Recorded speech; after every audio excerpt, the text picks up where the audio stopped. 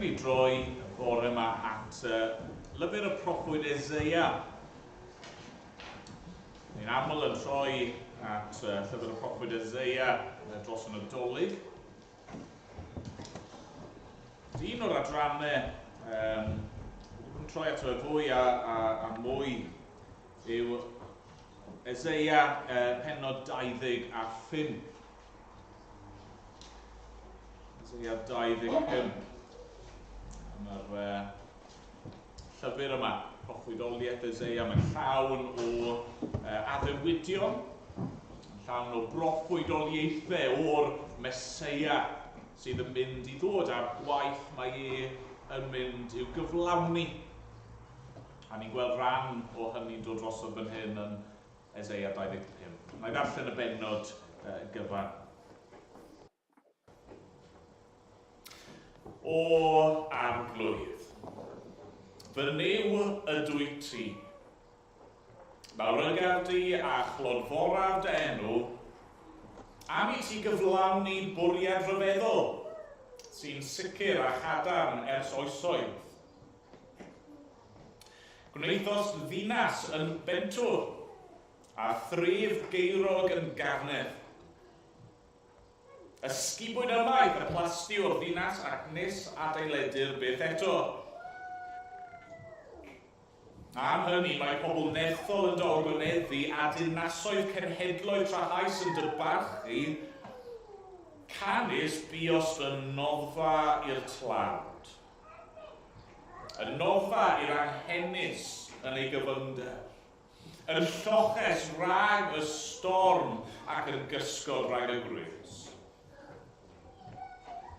Oherwydd mae anadl y rai trahaus fel gwynt oer, neu fel gres ar dir sych. Rwyt yn tawelu twrf y dieithred. Fel y bydd gres yn oeri dan gwmwl, felly bydd can y trahaus yn distewi.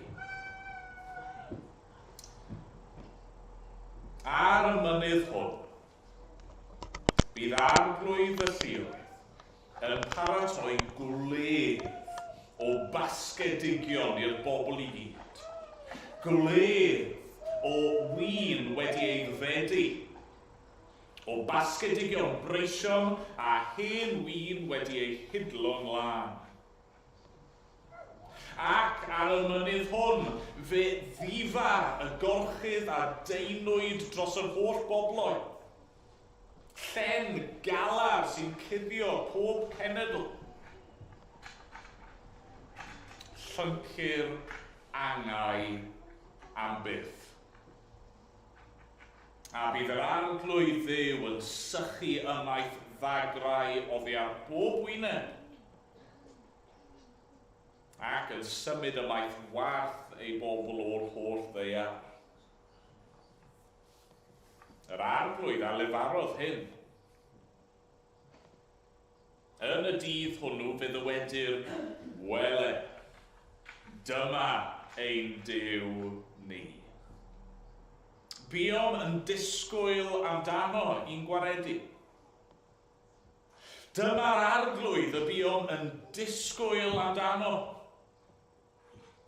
Gorfoleddol a llawen ychwn yn ei iachawdwriaeth. Oherwydd bydd llaw yr arglwydd yn gorffwys dros y mynydd hwn. Ond fe sethrir Moab dan ei draed, fel sathru gwell mewn tomen. Bydd Moab yn estyn ei dwylo allan yn ei chanol fel nofiwr yn ei hestyn ei nofio, ond fe suddir ei balchder gyda phob symudiad dwylo. Bydd yr arglwydd yn bwrw'r am y ffynbau lawr, yn gwneud eich muriau yn gydwastad ar prydd, ac yn ei tablu lawr i'r llwch. Dyma'r Duw, diolch iddo. A'r blant, mae mis Rhagfyr wedi cyrraedd, a felly mae Nadolig yn dod yn agos. A fi'n siŵr, llaw am pwy sy'n edrych ymlaen i'r Nadolig. Da iawn, dwylo mynd. Beth ych chi'n edrych ymlaen iddo fe dros Nadolig? Beth chi'n edrych ymlaen? Esesa?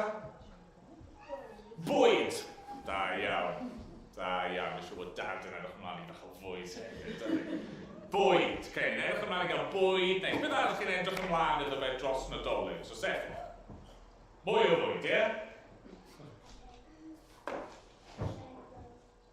Anrhegion, wrth gwrs, anrhegion. Ni'n edrych ymlaen gobeithio i gael hosan neu anrhegion o dan y goeden. Ania. Wel, ie, dathlu penblwydd Iesu. Ti'n iawn, dathlu bod Iesu wedi cael ei eni arbennig. Diolch, Elsie.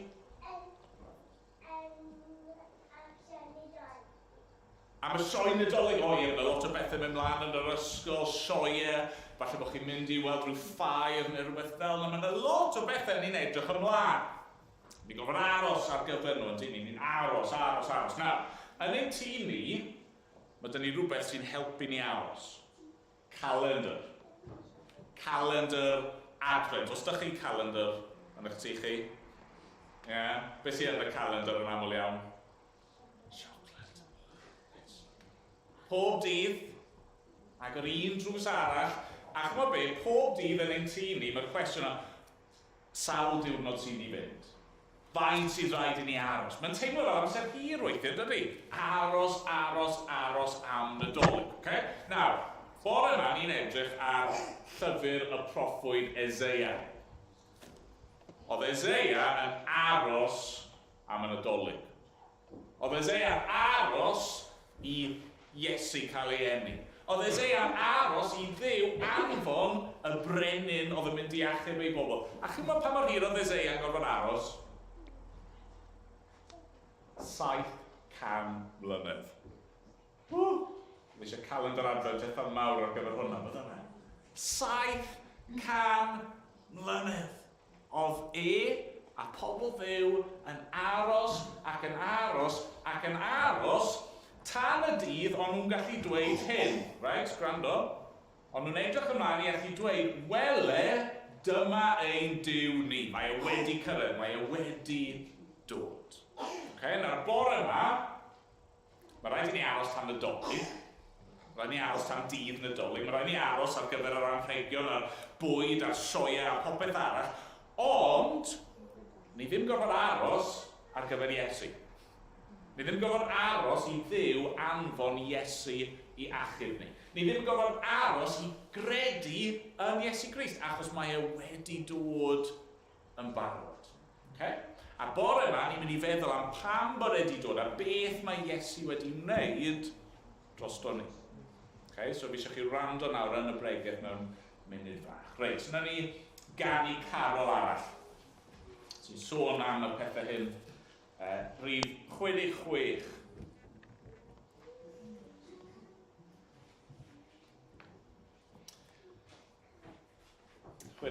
Wele yn gwawrio, dydd i'n gofio, genir seilo gorau swydd.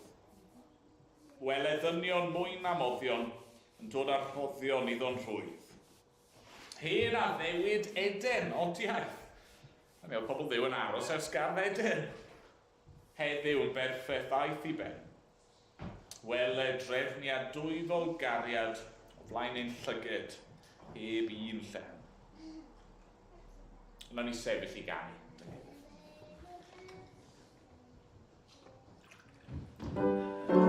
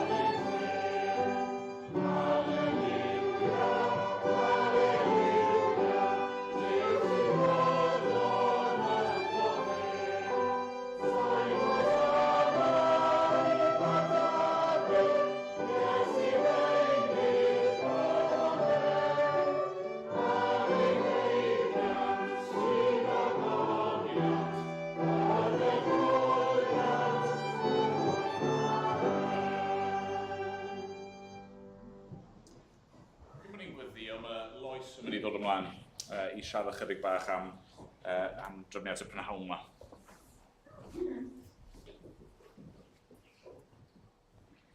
Mae'n Rhagwyr, Nadolig wedi dod. Gobeithio chi gyd i gysgach pethau Nadoligau. Heddiw yma, mae gennym ni Carola yng Nghastell Coch. Excited iawn, da ni wedi bod yn paratoi ar hwn o hir. Am 3 o'r gloch, bydd yna gwasanaeth Carola. Bydd yr ymwelwyr yn dod yn cael ei parcio, yn cael ei tywys gan yr stiwardiaid. Bydd nhw'n parcio a wedyn, bydd nhw'n dod i fewn i'r castell. Bydd fi a Owain a Ruth yna'n croesawu nhw, efo stiwardiaid eraill. A dyn ni'n dweud, ydych chi yma i'r oedfa Carola. Os nhw'n dweud na, dweud, gred, yn joio'r Castell Coch. Ac os nhw'n dweud yndan, dyn ni yn dod i'r gwasanaeth. Dyn ni yn gofyn sgwrsio ticed am 3 blwyddyn iddyn. Byddwn ni'n ei talu ac dyn nhw'n cael mynd am ddim. Ond dyn ni'n cadw talu ar... Talu dyn nhw'n gael iawn? Talu, sticks yna. Ar y rhifa sy'n dod i fewn. So wedyn byddwn ni fel eglwys wedyn yn adio fyny'r talu yna a rhoi arian i Castell Coch. Wedyn, nath Castell Coch ffonio fi ddoe yn deud 1 newyddion da, 1 newyddion bach mwy yn oen. Yn gyntaf, nath fi ddeud, o'na cor a band yna ddoe. So mae yna gazebo a seti wedi cael ei gosod yn barod i ni, sy'n lyflu. So mae yna seti a mae yna 2 gazebo tu fewn. So just 1 gazebo dyn ni angen dod â. Ond wedyn, maen nhw wedi gofyn i ni rhoid yr punch poeth a danteithio Nadolig ar ôl yr gwasanaeth. So dim Kent, dyn nhw'n rili licio dod â bwyd i fewn. Ond, dwi'n dweud ni ddoe. So da ni'n mynd i wneud o wedyn. Dwi'n gwybod mae hwn ddim yn rhoi lot o amser, so mae Castell Coch yn cael yn 4, mae'r rhaglen ni'n mynd tua just cyn 4. Wedyn da ni'n deud wrth bawb, dewch, mae yna Miss Pays a Cwmpawd tu allan i'r capel, i'r castell. So mae'n ffordd o gael nhw allan o'r castell. Maen nhw'n gallu clywed castell. A wedyn mae'r lle parcio ddim yn cael yn 3:40. So yna tua hanner awr yn gallu rhoi Miss Pays rhywun Cwmpawd allan. Ond, ddim yn lot amser, so bys ni yn fatha annog chi. Os da chi wedi dod efo ffrindiau, ewch, mae'na caffi rili neis fyny lôn, neu mae'r pub lawr yn y dre. Ewch am banad a gael sgwrs iawn efo nhw, os da chi eisiau siarad fwy efo ffrindiau chi wedyn. So, i'r bobl sydd yn helpu allan, os gallwch chi ddod ar y rhwyddau 2 o'r gloch, bys ni'n licio dechrau stiwardio a bod pawb yn barod efo'i torches a'i siaced llachar am 2 o'r gloch. So, da ni'n mynd i gweddio a jyst gobarthu pethau am 2, a ni'n gallu ni dechrau stiwardio. Os da chi'n cofio beth da chi wedi gael o ddeud, mae bob dim ar y Google Docs ar y link na wedi rhoi allan eto ar WhatsApp capal. So chi'n gallu sgwrio'n hawdd i gweld beth yw'r enw chi. Jyst werth rwan yn dim yn ystod yr oedfa, ond illa ar ôl oedfa, rhoi text i'ch ffrindiau chi'n dweud, cofio Castell Coch, ti eisiau dod.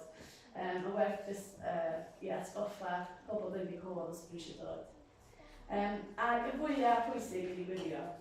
Bydd hwn yn event really nice, ond heblaw o Dew yn gweithio, heblaw o'r ysbryd glân, yn gweithio tu fewn i calon o bobl, does o'n lot o pwynt i wneud hyn. So da ni'n erfyn a gweddio i Dduw fod o'n mynd i fod yn weithio, mae o'n mynd i rhoi amser bendithiol i'r bobl yna, sy'n teimlo cariad Crist, ond hefyd ni'n gwybod mwy amdan pwy ydy Dduw a pwy di Iesu. Diolch galon. Diolch ti, Lois. Wel, yna ni weddio, so yna ni droi at yr arglwydd mewn gweddi.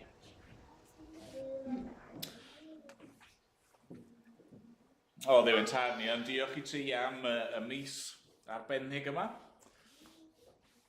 Pan I ni yn cael treulio llawer o amser yn meddwl amdano ti ac am yr hyn rwy ti wedi wneud.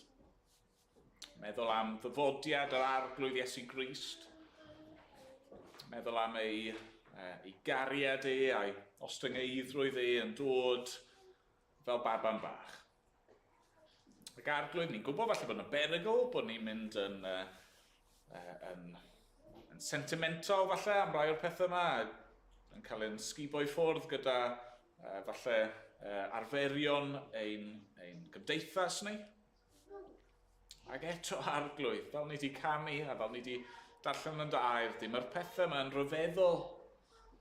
Fydd tragwyddoldeb yn rhy fyr arglwydd I ni ganu a moli a sôn yn llawn am rhyfeddod yr ymgnawdoliad a'r ffaith fod Duw wedi dod yn ddyn, wedi cymryd cnawd, a hynny mwyn dioddau a marw yn ein lle ni ar groes. A felly arglwydd, mae'n iawn bod ni yn dechrau ar y moli yma nawr. Ac arglwydd ni'n gofyn y bydde'r tymor yma, y cyfnod arbennig yma, bydde fe'n fendith I ni fel eglwys a fel dy bobl di. Ni'n gofyn ei di roi rhyw olwg newydd a ffres I ni ar y pethau hyn. Arglwydd, ni'n gwybod bod ni yn gyfarwydd iawn gyda llawer o'r darlleniadau yma a'r carolau yma. O arglwydd, helpa ni beidio cymryd dim byd yn geniatal. Helpa ni beidio rhyw ddiystyru neu trin y pethau yma'n ysgafn. O arglwydd, llenwa ni a mawl. O sgweli ti fod yn dda. O dan ni'n gweddio hefyd dros y bobl hynny o'n cwmpas ni. Pobl sydd ar hyn o bryd falle ddim yn dy nabod I a falle ddim efo lot o ddiddordeb yno ti. Ni'n gofyn ei di ddefnyddio yr wythnosau nesaf yma I ddod â nhw I glywed y newyddion da. Ac arglwydd ni'n gofyn ei di defnyddio ni fel eglwys. Helpa ni I wahodd a rannu a sôn amdana ti. Os gweli di fod yn dda. Dad, ni'n ymwybodol, mae di bod yn newyddion wythnos yma fod na llai feth o bobl sydd yn ystyried eu hunan yn Gristnogion yn ein gwlad ni. Ac dad, yw hynny ddim yn sioc. A gweud y gwir arglwydd, mae'n un ystyr y sioc yw fod na gymaint o bobl sydd dal yn meddwl bod nhw'n Gristnogion a hynny heb fod ganddyn nhw unrhyw wir ddiddordeb yn o ti ac yn sicr dyn nhw ddim yn ymddiried yn yr arglwydd Iesu Grist fel eu harglwydd a'i gwaredwr nhw. A felly arglwydd yn gweddi ni yw yn ei di weithio yn rymus yn ein gwlad ni. Os gweli ti bod yn dda. Dad, dangos I bobl gyntaf I gyd bod nhw ddim yn dy nabod di. A beth bynnag maen nhw'n dweud, neu beth bynnag bocs maen nhw'n ticio mewn rhyw sensws, arglwydd argyhoedd â bobl. Bod na fwy I fod yn Gristion na just lle chi wedi cael eich geni neu sydd chi wedi cael eich magu neu just mae dyna chi wedi arfer galw eich hunan. Arglwydd, dangos I bobl. Mae beth yw hi fod yn Gristion, yn ddisgybl i'r arglwydd Iesu Grist, yw eich bod chi yn ymddiried yn ddofe yn unig am iachawdoliaeth. Wedi gweld bod na ddim ffordd arall I gael eich hachub o'ch pechod na trwy ffydd yn ddofe. Arglwydd I ni eisiau gweld pobl eleni yn llawenhau ac yn moli gydag Eseia yn dweud, wel, dyma ein Duw ni. Arglwydd. Arglwydd, gogon edda dy enw mawr di, os sgweli ti fod yn dda. Dad, ni'n cyflwyno'n hunain nawr wrth i ni edrych ar dy air di ac yna wrth i ni gymryd cymyn efo'n gilydd a cael cymdeithas efo'n gilydd ac ar hyd y dydd ac yn arbennig yn yr oedfa prynhawn yma. Bydd gyda ni. Gwna dy bresenoldeb di'n amlwg iawn i ni. Am ein bod ni'n gofyn yn enw ac yn heiddiant yr arglwydd Iesu Grist. Amen. Amen. Ganon ni garol arall, rhif 54. Rhyfedd gan angylion. Rhyfeddod fawr yng ngolwg ffydd. Gweld rhoddwr bod, cynhaliwr helaeth a rheolwr pob peth sydd yn y preseb, mewn cydachau. A heb le i roi ben i lawr. Ac eto disglai'r lir gogoniant yn ei addoli yn arglwydd mawr. Ac ymlaen yn ei sefyll i ganu.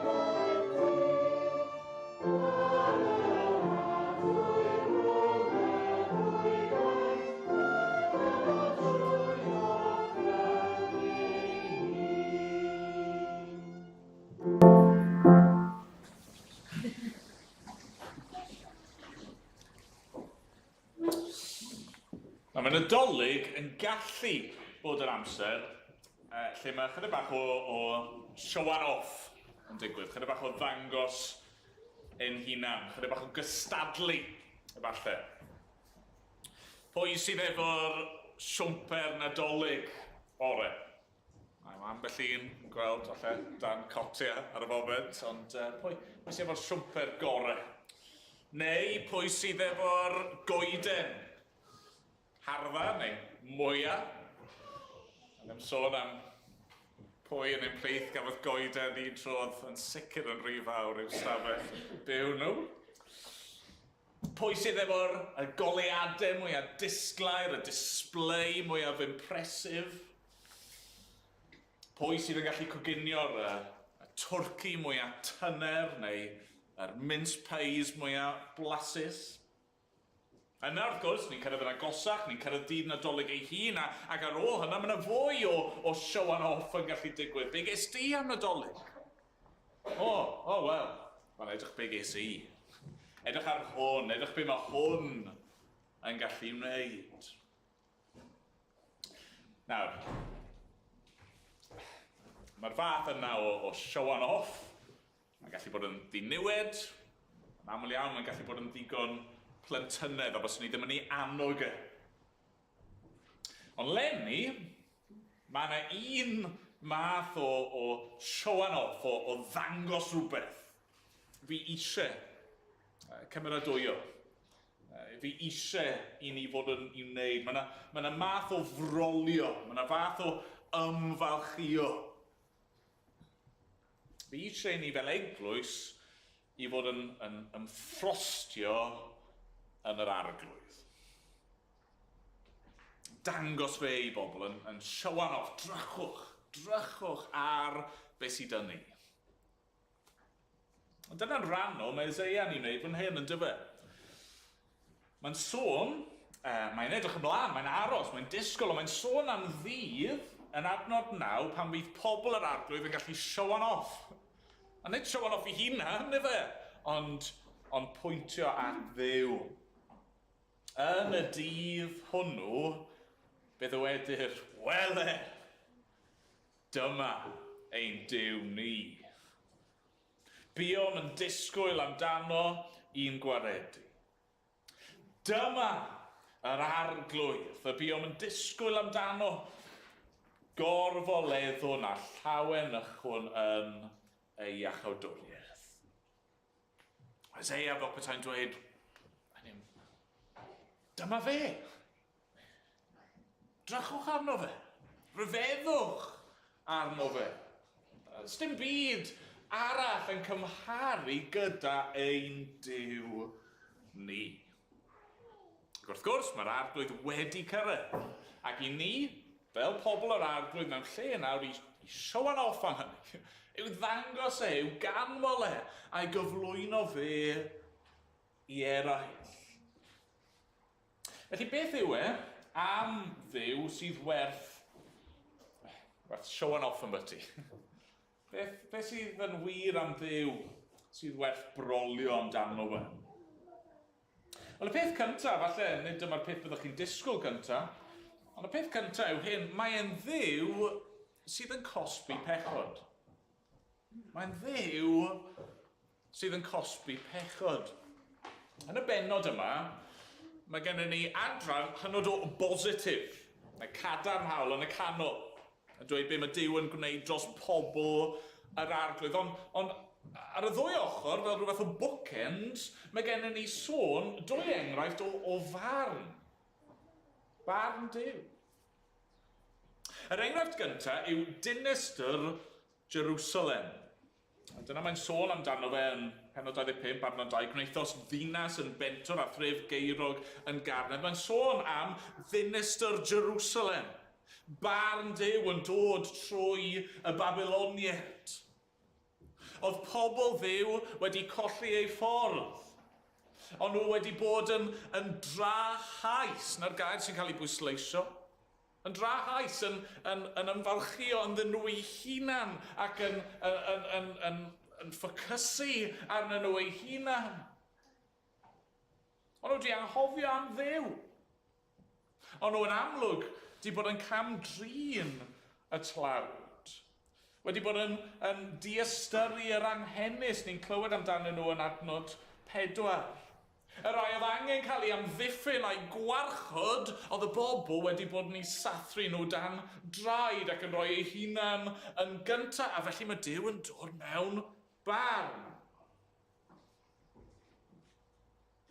Yna, ar ddiwedd y bennod, mae yna sôn am farn arall. Y tro yma, nid yn erbyn yr Iddewon, ond yn erbyn Moab. Moab fan hyn, un o'r cenhedloedd oedd yn elynion I bobl Dduw, ond mewn ffordd yn symbol o bawb sydd yn elyniaethus I Dduw a'i bobl e. A mae Eseia'n dweud, mae hynny'n mynd I gael ei ddelio gyda hefyd. Peidiwch meddwl fod Moab a'r cenhedloedd eraill yma wedi dianc rhywsut. Na. Na, maen nhw yn mynd i gael eu taro hefyd. Maen nhw'n mynd i estyn eu dwylo allan fel nofiwr, ond dyn nhw ddim yn mynd i allu goroesi. Mae balchder nhw yn mynd i'w suddo nhw. Mae hynny yn beth da. Mae barn Duw yn beth mae eisiau ni fod yn diolch amdano fe. Ni ddim yn llawenhau fod pobl yn cael ei dinistrio. Ni ddim yn llawenhau fod pobl yn gwrthod yr arglwydd ac yn ymddwyn yn ddrygionus, ond ni yn llawenhau fod na ddydd pan bydd pechod yn cael ei ddelio gyda. Pan bydd drygioni yn cael ei gosbi, pan bydd cyfiawnder yn cael ei gwneud. A ni'n gwylio ffilm neithiwr efo'r plant. Matilda, un o straeon Roald Dahl, a fel sy'n aml yn wir yn straeon Roald Dahl, mae'n y gymeriad ych a fi. A mae Roald Dahl yn dda iawn yn portreadu'r cymeriadau, hynny yw hyll, nid jyst y ffordd maen nhw'n edrych, ond yn hyll yn y ffordd maen nhw'n ymddwyn a'r badi yn stori Matilda wrth gwrs yw Miss Trunchbull, y brif athrawes. Ond y merched ni yn eitha ofnus. A chi'n deall pam yn di chi, achos mae Miss Trunchbull yn berson horrible. Mae'n enfawr. Mae'n gryf, mae'n gallu pigo lan plant wrth ei pigtails a swinging around a'i taflu nhw. Mae'n gallu trin pobl sy'n byna mae eisiau, does neb yn gallu stopio hi. Wyt ti? O, ti'n iawn. Ti'n iawn. Miss Trunchbull yn cau pobl yn y choki. Neb yn gallu stopio ddi. Oedd rhaid i fi ar un pwynt stopo'r ffilm. A dweud wrth y plant, peidiwch poeni. Mae rhywun mynd i ddysgu gwersi hon. Mae rhywun yn mynd i'w sorto hi mas. A mae hwnna'n dda. Hwnna'n dda, nag yw e. Ond mae'n gymaint o ddrygioni yn ein byd ni. Gymaint o anghyfiawnder, gymaint o bobl trahais a gormesol. Gymaint o ddrygioni sy'n cael ei chyflawni a fel petai dim canlyniadau. Neb yn gallu stopo nhw. Dim ffein, dim carchar, dim cosb o fath yn y byd. Maen nhw'n neud fel maen nhw moyn a maen nhw fel petai yn dianc. Mae eisiau ni stopo am funud. Os e'n gweud stopiwch, mae'n okay. Mae rhywun sydd yn mynd i sortio hyn mas hefyd. Wel, mae'n Duw ni yn Dduw sydd yn cosbi pechod. Yn gwneud cyfiawnder. Beth arall? Wel, y wedes i, yng nghanol y benod, mae dyn ni disgrifiadau falle bach yn fwy cadarnhaol. Be mae Duw yn gwneud i'w bobl a felly'r ail beth ni'n darllen amdano bod e'n Dduw sydd yn darparu gwledd. Eseia yn rhoi y darlun hyfryd yma I ni yn dydy. Adnod 6 ar y mynydd hwn. Mynydd Jerusalem. Y Jerusalem beth gael I dinistrio cofiwch ar y mynydd hwn. Bydd arglwydd y lluoedd yn paratoi gwledd o basgedigion i'r bobl I gyd. Gwledd o win wedi ei ddfedu. O basgedigion breision a hen win wedi ei hidlo yn lan. Nawr, os chi vegetarian, peidiwch poeni. Os chi ddim yn yfed gwyn, peidiwch poeni. Darluniau sydd yn ei fyny. Darluniau o'r ffordd mae Duw yn mynd I ddarparu gwledd i'w bobl. Be sy'n wir am y wledd yma? Wel, mae'n gyfoethog, mae'n wledd o ansawdd. Dyna'r bwriad fan hyn. Wrth sôn am yr gwinoedd a'r pigoedd yma, dyma'r pethau gorau.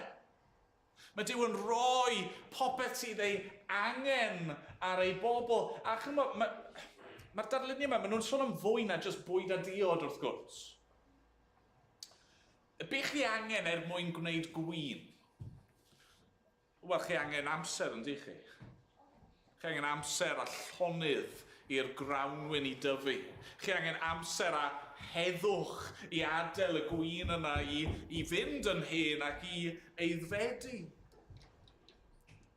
Beth i chi angen mwyn cael pasgedigion breision, yr anifeiliaid yma mawr oedd wedi cael ei bwydo a'i gwneud yn fawr ac yn llawn braster blasus. Wel, beth chi angen yw llonydd a heddwch. Chi angen cyfnod o amser lle does dim gelynion yn dod ac yn dwyn eich anifeiliaid chi. Cyfnod o amser lle chi ddim mor llwglyd chi'n lladd ar ni fel cyn ei amser. Na, heddwch. Mae Eseia fan hyn yn dweud mae'n y ddydd pan bydd Duw yn darparu pob dim chi angen. Heddwch o'ch gelynion. Pob dim fydd na ddim angen o gwbl. Ni'n gofyn i'r plant beth nhw'n edrych ymlaen ar ei gyfer e. Dros Nadolig, un o'r atebion o bwyd. Ac wrth gwrs, ni'n edrych ymlaen i ginio Nadolig. Mae'n achlysur arbennig ac yn hi mam a dad. Yn aml iawn dyna lle byddwn ni'n cael cinio Nadolig. Mae'n y bwynt yn dod lle mae popeth wedi cael ei osod mas. Mae pawb wedi cael ei bwyd ar ei platiau nhw. Mae pawb yna'n eistedd yn barod, a wedyn bydd mam yn gofyn y cwestiwn yma, bydd hi'n gweud, reit, os da pawb popeth maen nhw moyn? Cyn i fi eistedd lawr, os da pawb gymaint o bopeth maen nhw eisiau? Pob saws, pob condiment, pob ddiod, pob cyllell, pob ffordd, ydych chi'n barod? Pam? Wel, achos dyw hi ddim eisiau eistedd lawr, a wedyn rhywun yn gweud, o lle mae'r saws bara, neu o lle gael mwy o hyn. Na, mae eisiau eistedd lawr a cael llonydd. Mae eisiau eistedd lawr a cael heddwch i fita y bwyd hyfryd yma. Mae'n deimlad gret, yn dydi? Eistedd lawr, cyn yn Nadolig. Mae yna, gyd yn barod a'r heddwch yna i clatio mewn. Dyna mae Duw yn ei gynnig fan hyn. Dyna sy'n cael ei gynnig i ni. Byd, di-bechod, heb elynion, heb orfod poeni am fwyd a diod, poeni am brisiau egni, poeni am food banks a warm banks a'r holl bethau yna. Mae pobl yn poeni amdano nhw ar hyn o bryd. Dim ryfel, dim hyd yn oed sôn am ryfel.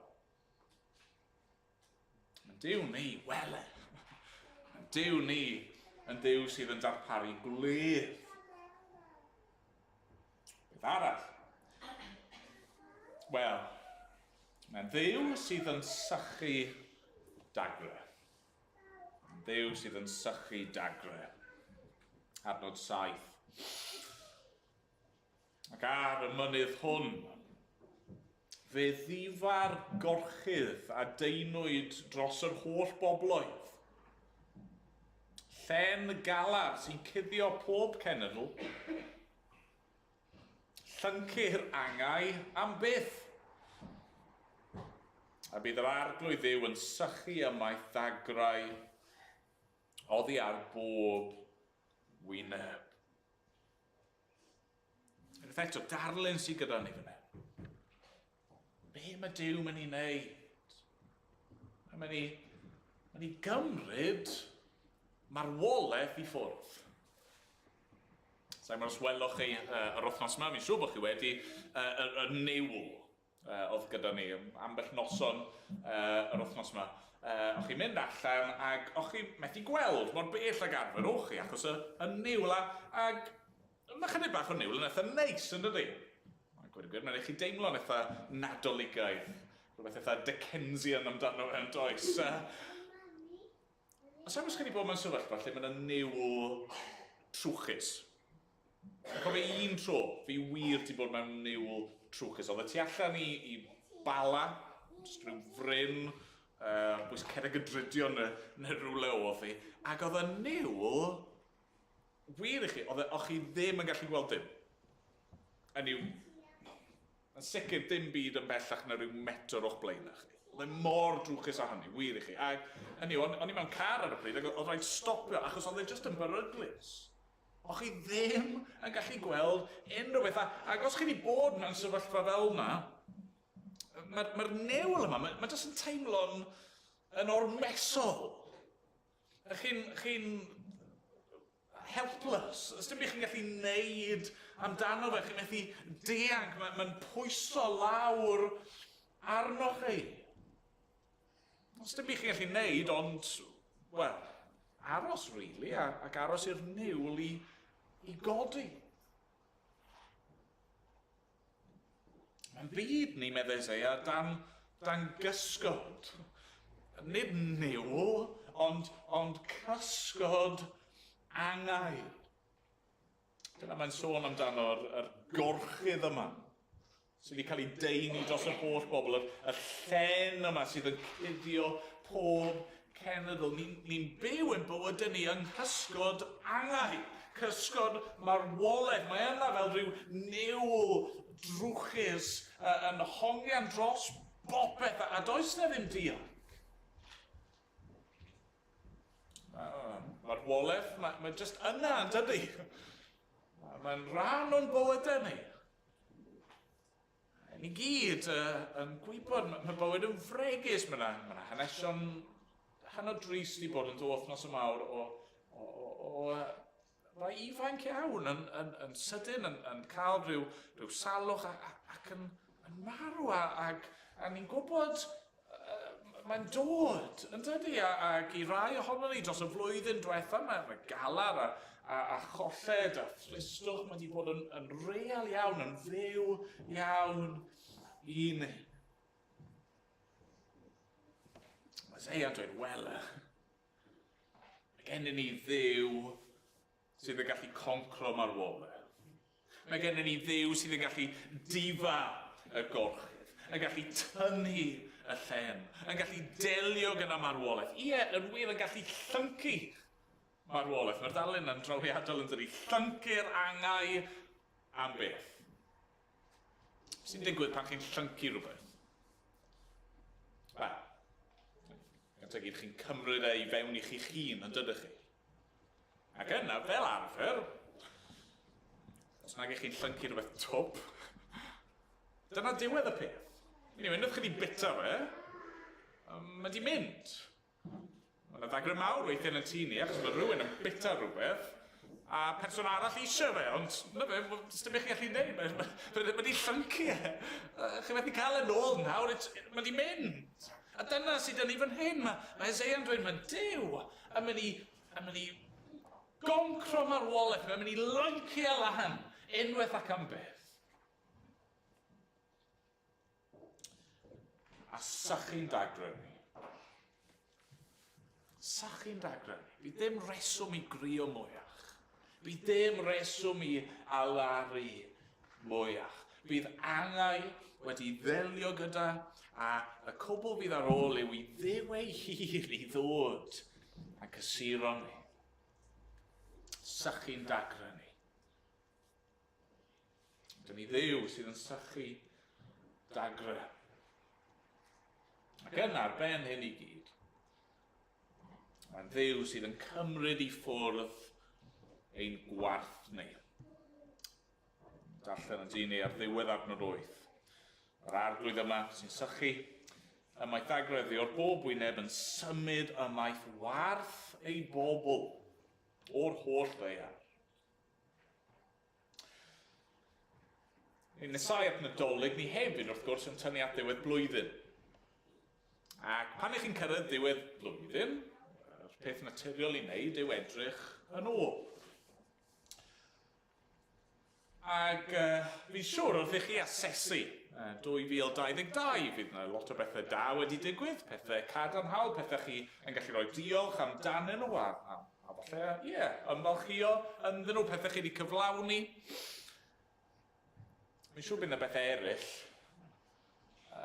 i chi yn teimlo cywilydd amdano nhw. Fel pobl ni'n cario lot o gywilydd. Dyna'r aml iawn y pethau sydd yn stico yn ein cof ni, yn dyfa, nid y pethau da ni wedi gwneud, ond ein methiannau ni, ein camgymeriadau ni. Pan ni ddim wedi cyrraedd y nod. Dyna'r pethau ni'n colli cwsg amdano nhw. Dyna'r pethau ni'n tybio mae pawb arall yn cofio amdano ni, yn dyfa. Dyna'r ffordd mae pobl yn gweld ni, yng ngoleuni ein camgymeriadau ni, ein gwarth ni, ein euogrwydd ni. Mae gennym ni ddiw, medde Eseia. Wel, dyma'n diw ni. Diw sydd yn cymryd i ffwrdd ein gwarth. Mae'n wych yn dydi. Mae'n dweud bod e'n symud ymaith warth ei bobl o'r holl ddaear. Hynny yw, sy'n modd pwy i chi, sy'n modd lle i chi'n byw, mae'r gwarth yna mynd i gael ei gymryd i ffwrdd, a mae'n mynd i gael ei gymryd i ffwrdd yn llwyr. Dwi ddim yn mynd i gael ei shifto, chymod, ni lam yn hyn, a'n gwarth ni'n cael ei symud draw fan hyn. Chymod, ni yma yng Nghymru, mae'n gwarth ni wedi cael ei symud lawr i Awstralia neu Zealand. Na! Na, mae'n i symud o'r holl ddaear, mae di mynd yn llwyr. A falle bore yma bod eich gorffennol chi yn pwyso arno chi. Yr ymwybyddiaeth na o bethau chi wedi gwneud, pethau chi wedi dweud, pethau hyd yn oed chi jyst i meddwl, a mae'n pwyso, mae fel baich llythrenol chi'n cario gwmpas o ddydd i ddydd. Neb arall yn gweld ond chi'n teimlo fe yna. Neu falle bod e'n teimlo fel rhyw stein, rhyw marc. Chi'n gorfod jyst trial cuddio fe, chi'n methu golchi off, chi'n methu cael gwared arno, chi'n jyst yn trial stopo pobl eraill rhaid i weld e. Does dim angen i ni cario a delio gyda'n gwarth ni, mae gen i ni ddiw sydd eisiau gwneud hynny drosto ni. Mae'n addo gwneud hynny fel petai bwysleisio'r cwbl ar ddiwedd adnod 8, mae'n dweud yr arglwydd a lefarodd hyn. Yr arglwydd sy'n dweud hyn. Nid Eseia, nid fi bore yma neu unrhyw bregethwr arall, yr arglwydd a lefarodd hyn. A wrth i ni ddod i'r diwedd fan hyn. Mae'r cwestiwn yn codi yn dydi, wel, pryd mae hyn i gyd mynd i fod yn gwir, neu sut mae hyn i gyd yn mynd i ddigwydd. Beth yw'r dydd yma? Mae Eseia'n sôn amdano yn adn 9. Yn y dydd hwnnw ddywedir weled yma ein diw ni, buom yn disgwyl amdano ein gwaredu. Dyma'r arglwydd buom yn disgwyl amdano gorfoleddon a llawen ychwn yn ei achawdwriaeth. Pryd, sut mae hyn yn mynd i ddigwydd? A mewn un ystyr, ni dal yn gorfod aros, ydy ni. Hynny yw, dyw'r pethau yma ddim yn mynd i cael eu cyflawni'n llawn tan fydd y farn. Pan fydd yr arglwydd Iesu Grist yn dychwelyd i farnu, pan fydd e'n dod a fydd e'n delio unwaith ac am beth gyda phob pechod, pan fydd e'n casglu ei bobl at ei gilydd i ddathlu'r wledd yna, ac bydd pob galar a pob gwarth yn cael ei sgubo i ffwrdd am beth. Dyna'r diwedd. Ac eto, wrth gwrs, y reswm pam i ni yn dathlu'r Nadolig yw achos fod yr arglwydd Iesu Grist wedi dod mwyn cynnig y pethau yma i ni nawr.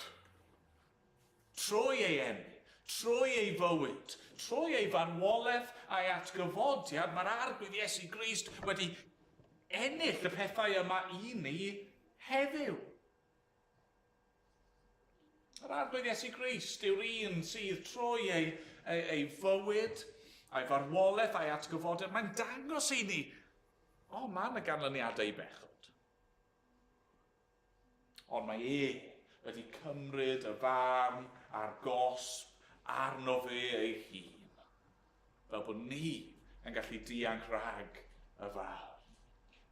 Yn ei fywyd a'i farwolaeth a'i atgyfodion, mae'n arglwydd Iesu wedi darparu bywyd i ni. Heddwch i ni gallu dibynnu arno fe a gwybod bod gennym ni bob dim sydd ei angen am beth.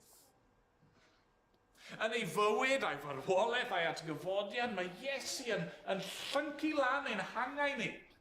Mae'n marw yn ein lle ni, mae'n cymryd ein marwolaeth ni a mae'n yfed y cwpan i'r gwaelod unwaith ac am byth. Ie,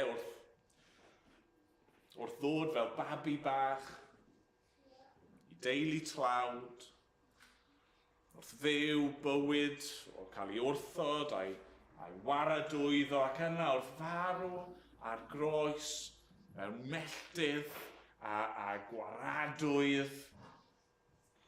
Mae'r arglwydd Iesu Grist wedi cymryd i ffwrdd ein heogrwydd a'n gwarth ni, a mae wedi atgyfodi mwyn ein cyfiawnhau ni. Mae'r pethau yma gyda ni nawr, dim rhaid aros. Gallwn ni ddweud, wele, dyma ein Duw ni. Nadolig yma, mae dyn ni gyfle i showan off, i ddangos i'r bobl o'n cwmpas ni, gweud, drychwch, dyma ein Duw ni. Mae wedi dod, mae yma, mae ar gael. Gall anwch chi, nadolig yma. Ie, gret, gwisgwch eich siwmper, byddai'n neud ar ryw bwynt. Ie, gret, rwch eich goeden lan, mae ni lan. Ie, gret, mwynhewch, joiwch yr holl bethau gwahanol yma. Ond cofiwch, peth gorau sy'n gyda ni yw ddangos i eraill, yw hwn. Ysdim byd gan y byd. Ysdim eilyn, ysdim tegar arall gan y byd sy'n gallu cystadlu gyda fe. Wel, dyma ein Duw ni. Diolch iddo. Amen. Amen. Ganon ni garol arall. Dyn ni ddod i fwrdd y cymyn. Ni ganu rhif 48.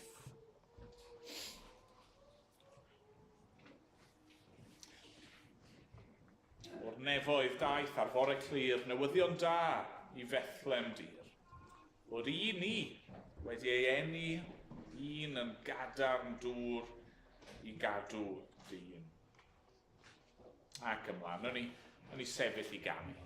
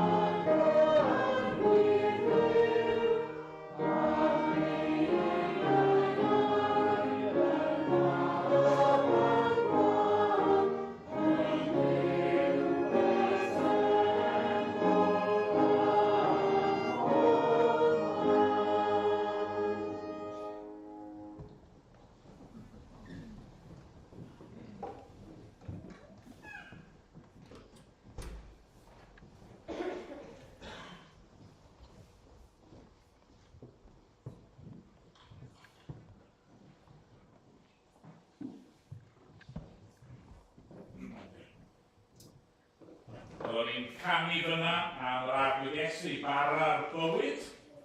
Un sy'n bresennol yn bob man ac y geiriau'n yn addas iawn wrth i ni ddod â cwrdd y cymyn. Mewn ffordd, trio gweud yn ofalus, gallwn ni edrych ar bwrdd y cymyn a dweud y geiriau, wel, dyma ein Duw ni. Nid mae'r bara gwyn yw ein Duw ni, ond wrth i ni ddod at y bara a gwyn yma, ni'n gweld trwy'r symbolau yma rhywbeth o sut Dduw sydd gennym ni. Ni'n gweld, rai o pethau sy'n ni wedi bod yn ystyried y bore yma. Ni'n gweld barn Duw, cosb, bod Iesu wedi rhoi ei fywyd, ei gorff yn cael ei dorri, fel mae'r bara yma wedi cael ei dorri, ei wair yn cael ei dywall, fel mae'r gwyn yma wedi cael ei dywall, a hynny fel cosb am ein pechod ni.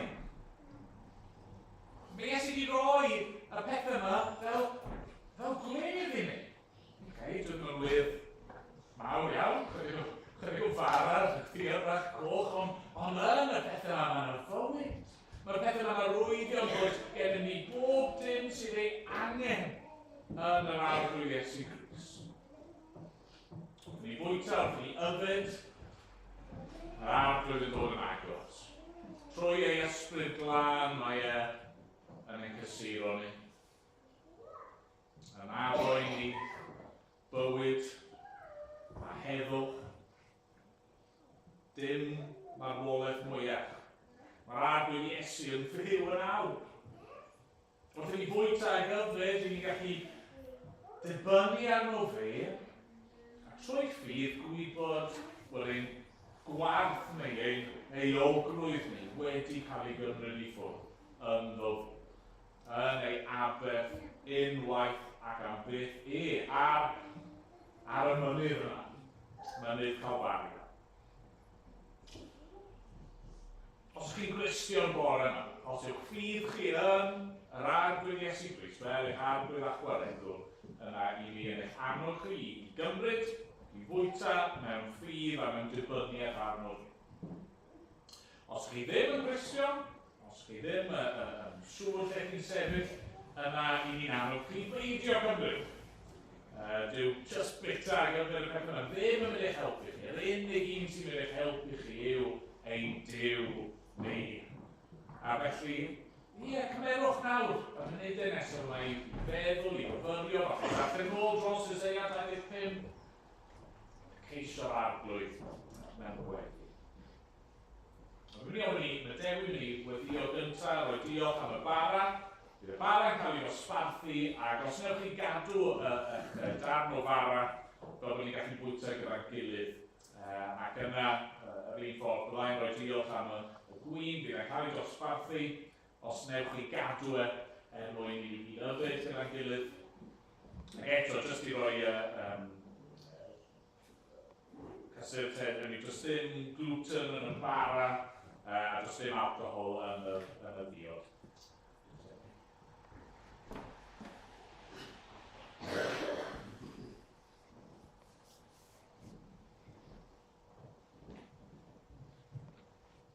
Diolch i ti, rhywun tad, am dau i ti. Diolch i ti am ddysgu yn cymaint sydd i ni rhyfeddu arno fe y bod yma. Diolch am Iesu Grist. Ni wedi canu, ni sydd yn roddwr bod. A byddwn ni ddim yn bodoli, byddwn ni byd yn bodoli. Heb yddo fe. Ac i ni yn gwybod am realiti'r bethau sy'n cael ei ysgrifio yn y bennod yna, i'r niwl yna, yn orchydd, gwybod beth yw bod mewn tywyllwch, a heb wybod pa gyfeiriad i fynd, heb wybod sut i fyw, byddwn ni'n gwybod dim, heb bod ti yn dangos y pethau yma i ni. Gwybod am alar, ac am bechod, a gwaith, a'r mes yma bechod yn ei greu yn ein byd ni. O'r lefel yn sôn o'n ddim, yn gwybod am ein chodau ni. Ni'n gwybod dylen ni ddod yn y blaen i nawr. Pob un ohono ni gyfersi ein feie, sy'n gwneud cwbl o morfer o'r safonau di, y Duw Santaid. Da eich hyn wedi bod yr arwydd sy'n Grist wedi dod i gymryd yn beien ni, fel bod ni'n darfod arnichod, bod ni'n symud i ffwrdd, ac yn diheu i fod yn sanctaidd, fel yw ti. Diolch y bore yma am y ceidwad, diolch i ti sydd yn bopeth sydd angen arno ni, a fe ni felly bod ni amser yma blwyddyn, chwilio i beth eraill, byddwn ni'n hapus y benodol ond yn cael nhw. Ac bod yna bethau da i ni'n mwynhau, ni'n gwybio, byddwn ni bob un o'n ni dros yr wythnosau nesaf yn rhyfeddu, wir yn rhyfeddu, at yr efennydd. Mor rhyfeddol byddwn ni wedi darllen dan y bore yma. Byddwn ni mor aml yn troi meddyliau a troi'r sgwrs i siarad i feddwl am bob math o bethau eraill. Diolch ti'n siarad ni nawr, ni'n dod at fwrdd y Gymru gyda gilydd. Diolch, ni'n dod fel cynulleidfa, fel bobl sydd wedi cael ei hachub. A helpa ni i ddeall ni ar dwyddau. Y bobl drienus anghenus i ni. Nhw sy'n yn dlawd o'r iawn i noddfa mewn storm. Sydd yn fel defaid, crwydro i bergl, a dim gobeith i ddod allan o'r twll ni. Diolch ti, bod ti yn achub. Diolch bod Iesu Grist wedi dod i'r byd yma. Heb daro yn ôl, bod wedi cael ei drin mor anheg, bod e byth wedi bygwth yn ôl, wedi dial, wedi sefyll ar ei hawliau yn ôl, ond wedi ildio'r llwyr, gyferthu i fywyd a roi ei hunan, i hoelio ar groes, cymryd gwaith yn bechod arno fe ei hunan. Bod ni'n feddwl difrifol am y farn yma, fel yma dyna yn ei ddisgrifio, bod ni gyd yn heiddi dy fan di, yn heiddi cael anfon o'r wrtho ti, am beth, i fel. Ond diolch am dy ras di. Diolch bod ni wedi clywed, helpa bob un ohonyn i ymateb, i ddod i'r wedd. Diolch ti bod e'n wedi bod yna raglas o wedd trwy gwyddo. Perffaith. Wyt ti ni addo i ni yn dy gwmni ti. Amen.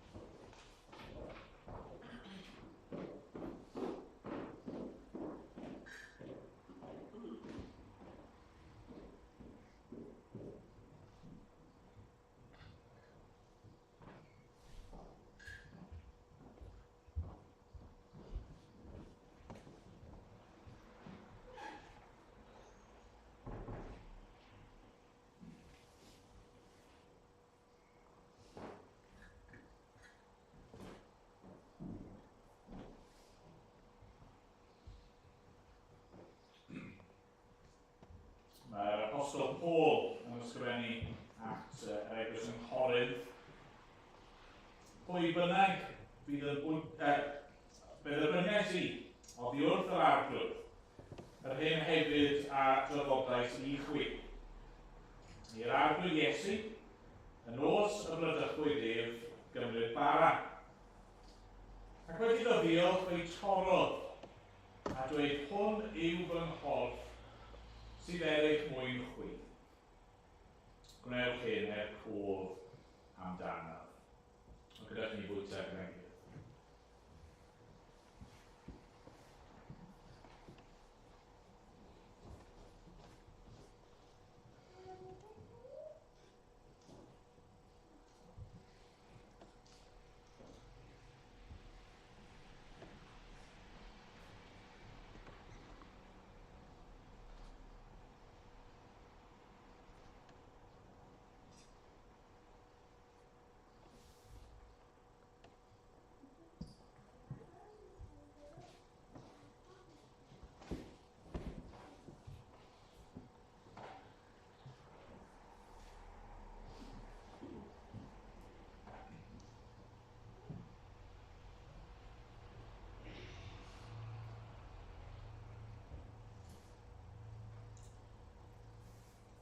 O Dduw ein tad i ni yn diolch i ti dod i'r Dduw sydd yn siarad gyda ni, wedi datguddio dy hun i ni.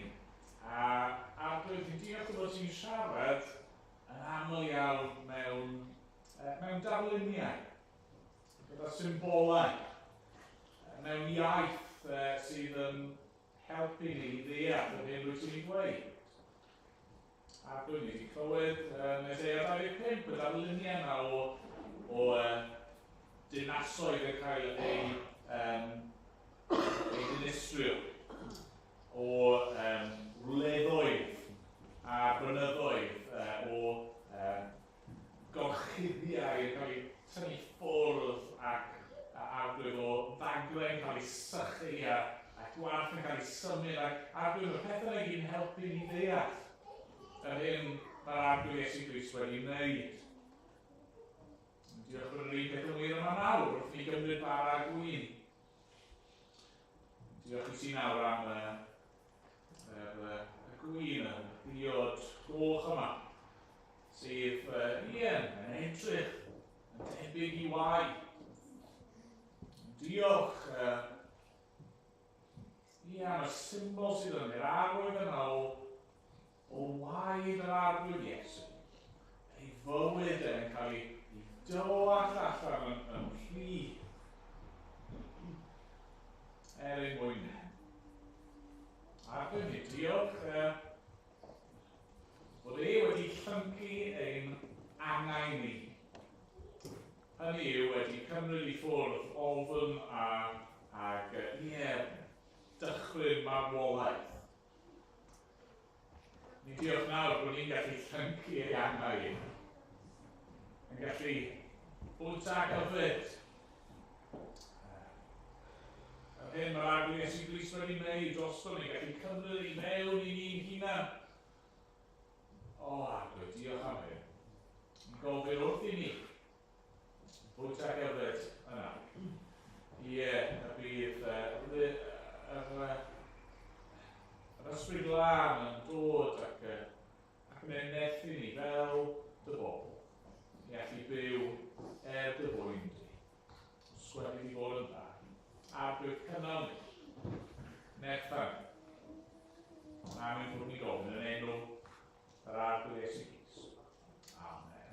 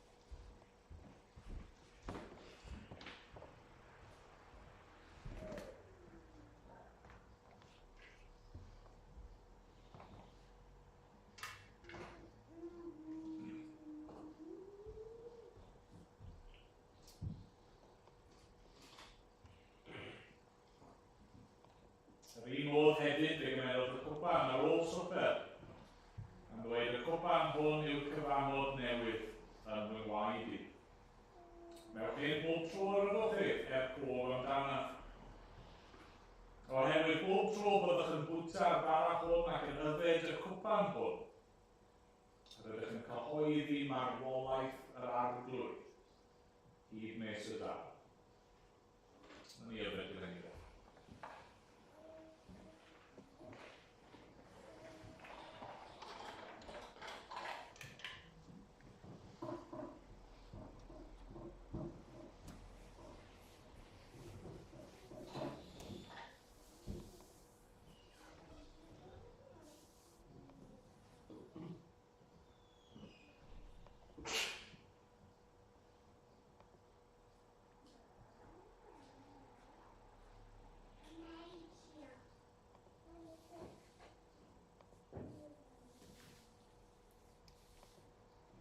O Dad, mi'n diolch i ti felly am y munudau gwerthfawr yma.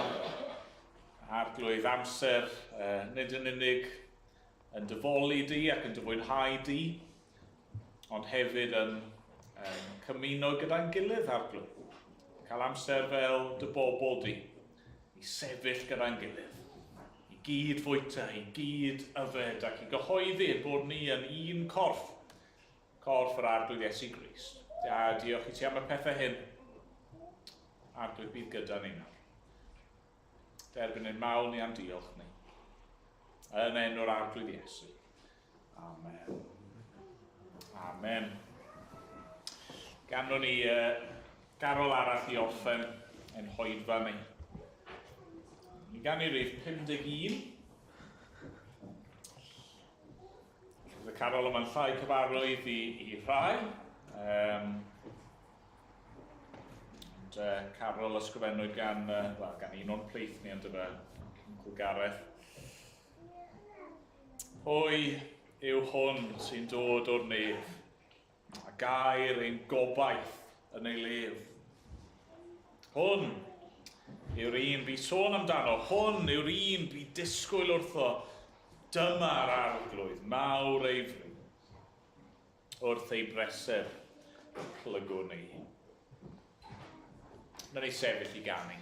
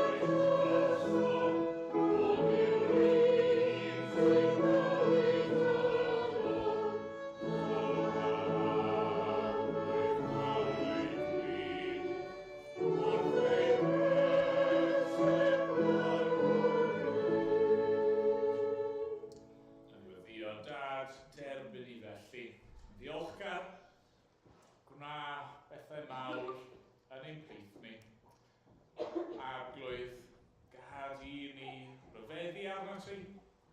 Ar o nerth i ni arglwydd i dy ganol di a dy gymeradwyo di i sôn off amdano ti. Arglwydd rwy ti mor wych a ti yn unig sy'n ei heiddiau. Dar bydd gyda ni. Yn enw ac yn heiddiant yr arglwydd Iesu.